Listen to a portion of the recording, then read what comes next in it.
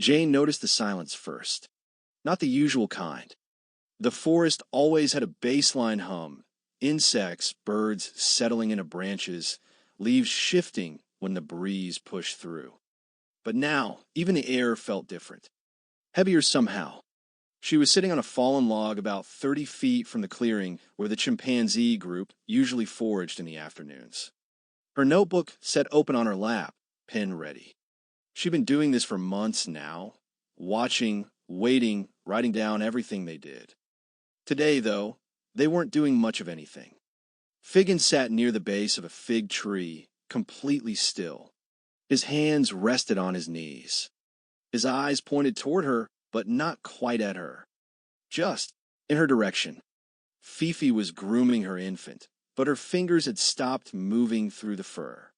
The baby squirmed a little, then settled. Fifi didn't restart. Even old David Graybeard, who usually ignored Jane entirely, had turned his body so his shoulder faced her instead of the trees. Jane shifted her weight on the log. The wood creaked under her. Nobody moved. She glanced down at her notebook. The last entry was from 11 minutes ago. Figgin eating figs, relaxed posture. She looked back up. They were still watching. Not staring. Not threatening. Just aware of her in a way they hadn't been before. Jane felt her pulse in her throat. What had changed? Jane told herself to breathe normally. This was fine. They looked at her sometimes. That was normal. She was always here, after all, a strange, pale thing sitting at the edge of their world. Of course they noticed her. But something about this felt different. She wrote in her notebook just to give her hand something to do. Group unusually quiet. Minimal movement. The pen scratched against the paper louder than she expected. Figgin's ear twitched at the sound. Jane stopped writing. She counted the chimps she could see. 7 total, all of them positioned in a loose semicircle around the clearing. All of them oriented toward her side of the space, not deeper into the forest where they usually faced. When had they arranged themselves like that? She tried to remember. 15 minutes ago, Fifi had been on the other side of the fig tree. Jane was sure of it, and Figgin had definitely been further back, near the termite mound. They'd moved, quietly, while she was looking down at her notes, probably. Her stomach tightened. It's okay, she whispered to herself. They're just resting. But chimps didn't rest like this. When they rested, they sprawled. They leaned against trees, lay on their backs, groomed each other lazily. Their bodies went soft. These bodies weren't soft. Figgin's shoulders were slightly raised. David Graybeard's fingers curled loosely, but his forearms looked tense. Even the infant had gone still against Fifi's chest, its small eyes too wide for a sleepy afternoon. Jane's shirt stuck to her back. The humidity was always thick here, but now she felt damp in a way that made her aware of her own skin. She looked at David Graybeard.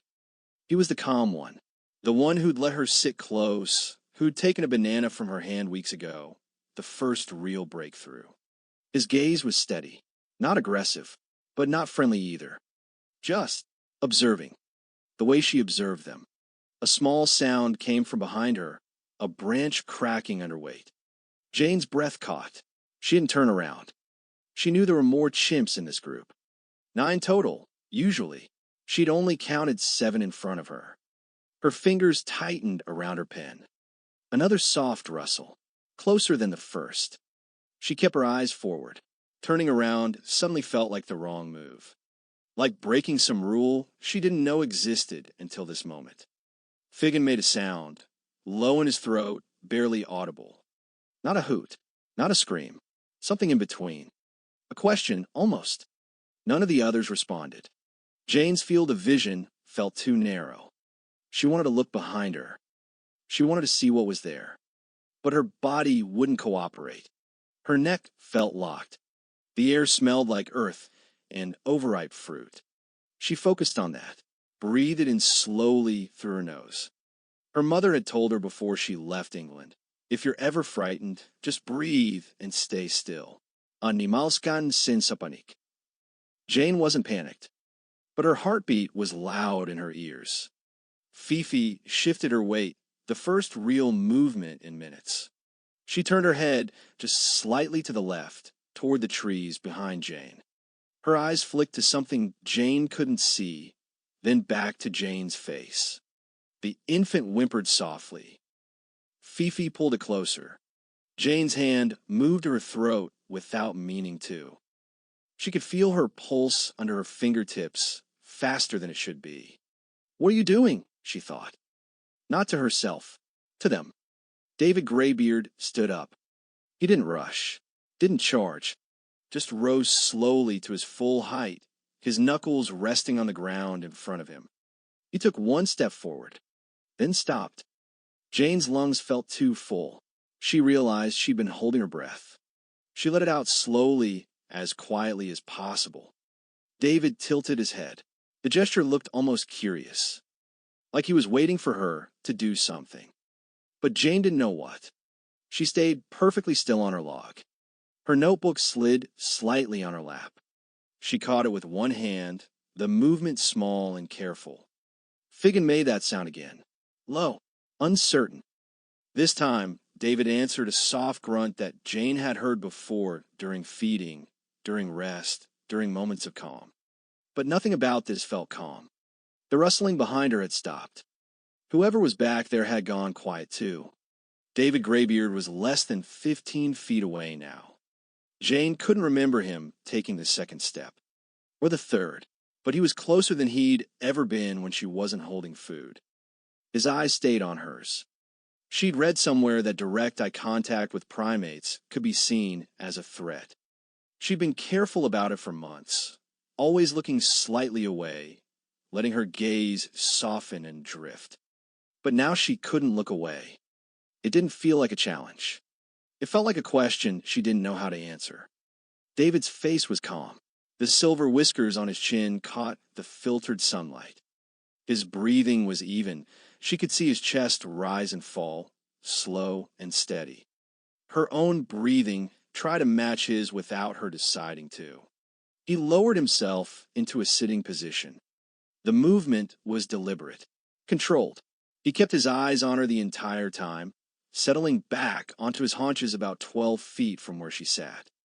Close enough that she could smell him, earthy and warm, like sun-dried grass and something faintly sweet. Jane's hands were still in her lap, one holding her notebook, one holding her pen. She didn't write. David's right hand lifted slowly from the ground. His fingers spread slightly, palm facing down. Jane knew this gesture. She'd seen it dozens of times between chimps. A reaching motion, not aggressive, not submissive either. Just reaching. Her throat felt tight. David's hand stayed extended, waiting. Behind him, Figgin had risen to all fours. Not moving toward them, just watching. His mouth was slightly open. She could see the edge of his bottom teeth. The infant made a small sound. Fifi covered its head with one hand, gentle but firm. Everything in the clearing was focused on this space between Jane and David. This small distance suddenly felt enormous. Jane's hand moved. She didn't plan it. Her fingers just loosened around the pen, and her right hand lifted from her lap, slow, trembling slightly. David's eyes tracked the movement. Her hand hovered in the air between them, palm down like his, fingers slightly spread. They looked like mirror images of each other. Her heart was so loud she wondered if he could hear it. David's hand moved forward, just an inch, maybe two. Jane stayed where it was. She didn't pull back, didn't reach further. The space between their hands was maybe 3 feet now. She could see the lines in his palm, the calluses on his knuckles. One of his fingers had an old scar, silvery and pale against his dark skin. Her own hand looked so different. Smaller, paler, softer. But the shape was the same.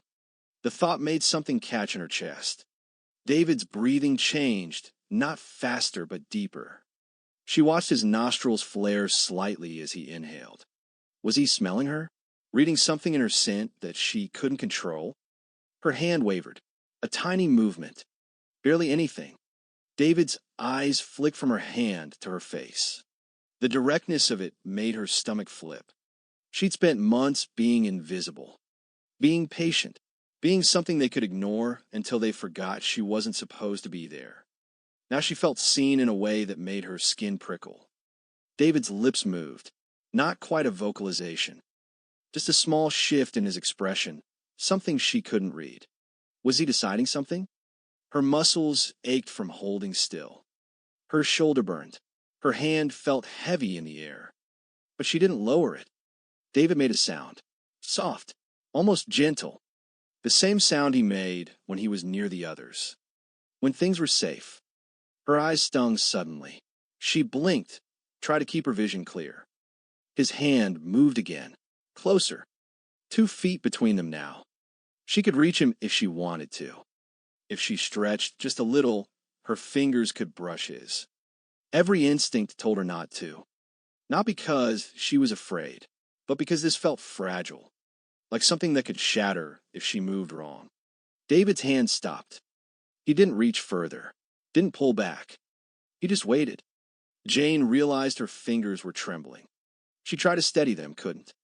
Her throat was so tight she wasn't sure she could swallow. Behind David, Fifi had stood up. She wasn't leaving, just standing, watching. Figgin took 1 step closer to them, then another. The whole group was tightening around this moment. Jane's hand dropped an inch. She didn't mean to. Her arm just couldn't hold the position anymore. David's hand dropped too, the exact same amount, still mirroring. Her breath shuddered out of her. His head tilted, just slightly, the way someone might when they're listening to something they can't quite hear. She wondered what he was listening for. Her hand lowered further, slowly, back toward her lap. David followed, matched her pace exactly. When both their hands rested, hers on her knee, his on the ground, they stayed locked in that gaze. Jane didn't know how long it lasted. Long enough that her vision blurred at the edges.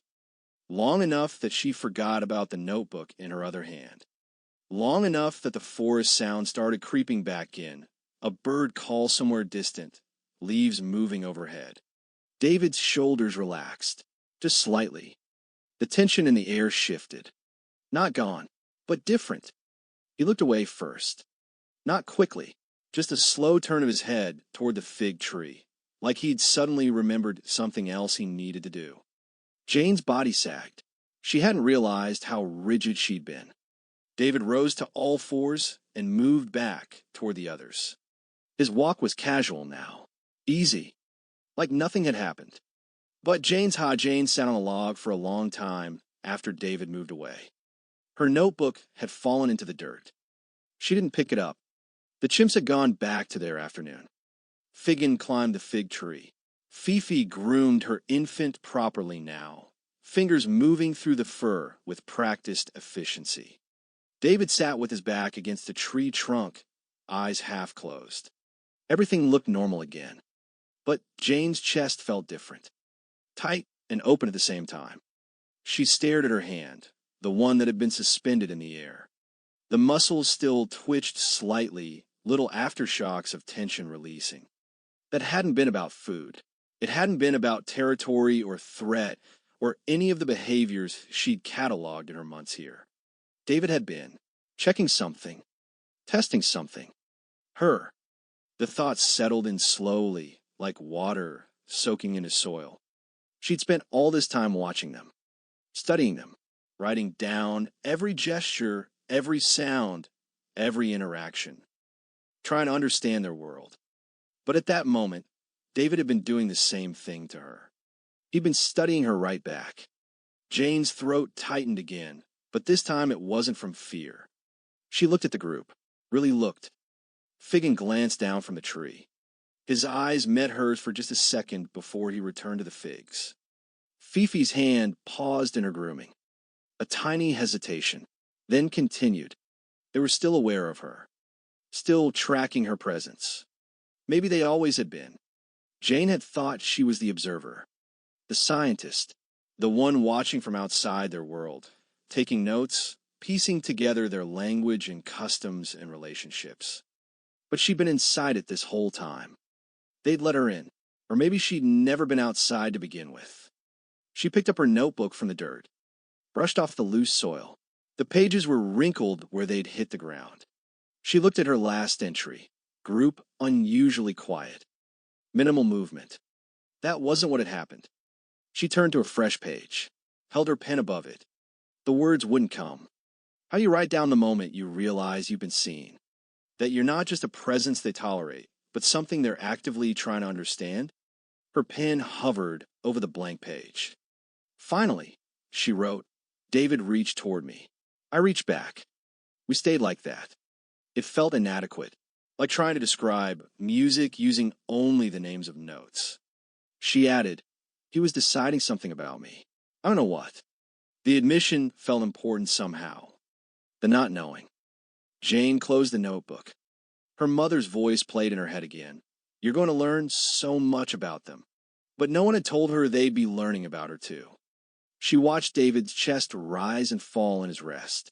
Watched Fifi's gentle hands on her baby. Watched Figgins' careful selection of which figs to eat. These weren't just animals following instinct. They were individuals, thinking, choosing, wondering about this strange pale creature who sat at the edge of their clearing day after day. And today, David had wondered enough to come closer, to ask his question, whatever it was, to see if she'd answer. Jane's eyes burned. She wiped at them quickly, surprised by the wetness there. She wasn't sad. She wasn't scared anymore either. She was something else, something she didn't have a word for. Grateful, maybe, that David had trusted her enough to come that close. That he'd offered his hand, even though she couldn't take it. That he'd looked at her like she was worth understanding. Humbled, definitely, by how much she still didn't know. By how much she'd been missing while she thought she was seeing everything. The afternoon light shifted. The shadows grew longer. Fifi gathered her infant and moved toward the trees. The others followed slowly, one by one. Evening foraging time. David rose last. He stretched, arms up, back arched, then dropped back to all fours. He didn't look at Jane before he left. But halfway to the tree line, he paused. Just for a moment. His head turned slightly, not enough to see her, just enough to acknowledge the space where she sat. Then he continued on, disappearing into the green shadows with the others. Jane stayed on her log. The clearing was empty now except for her. The silence returned, but it wasn't heavy anymore. It felt full, like the space was holding on to something that had happened here. Some small shift that couldn't be seen, but could be felt. Jane opened her notebook one more time.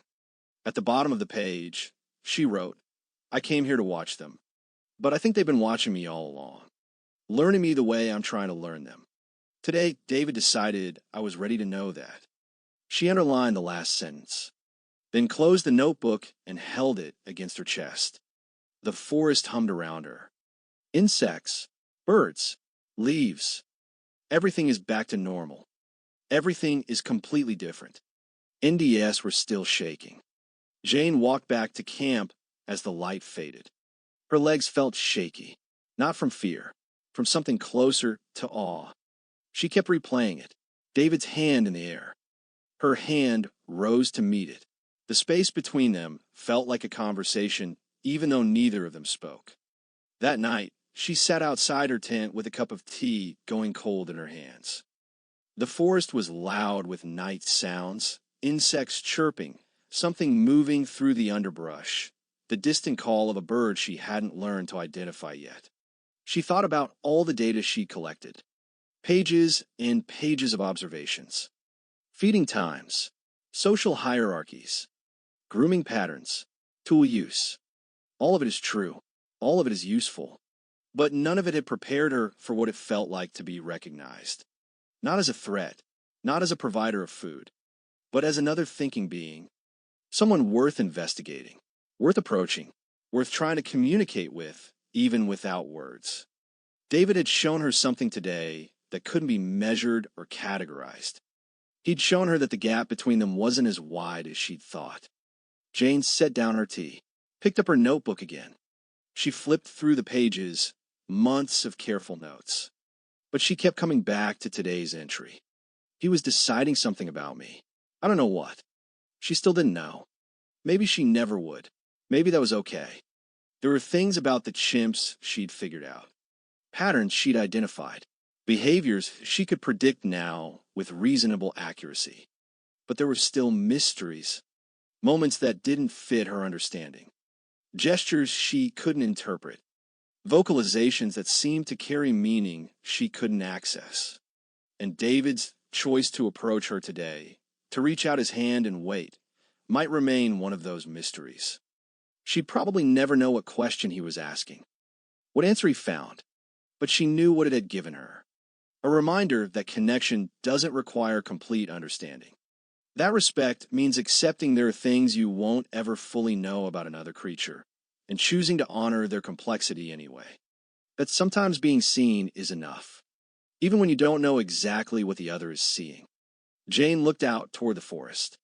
The trees were dark shapes now, barely visible against the darkening sky.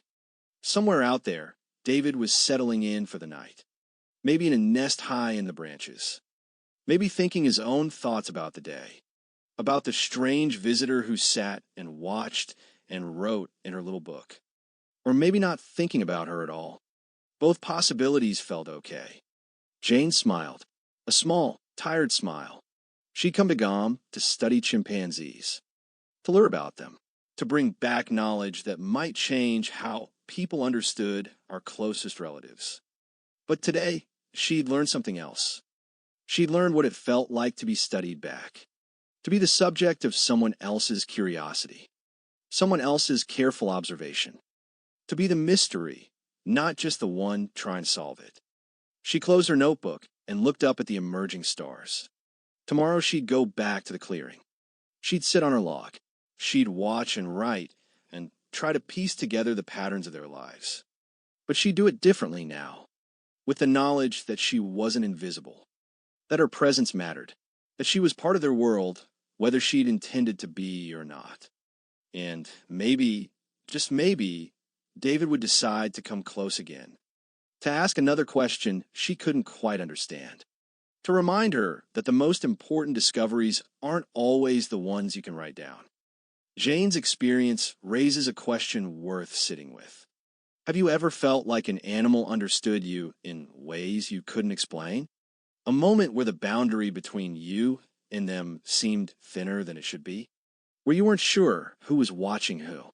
Maybe it was a pet. Maybe it was something wild. Maybe it was just a look that lasted longer than it needed to. Those moments stay with us, not because we can explain them, but because we can't. Share your story in the comments. Jane would have wanted to hear it.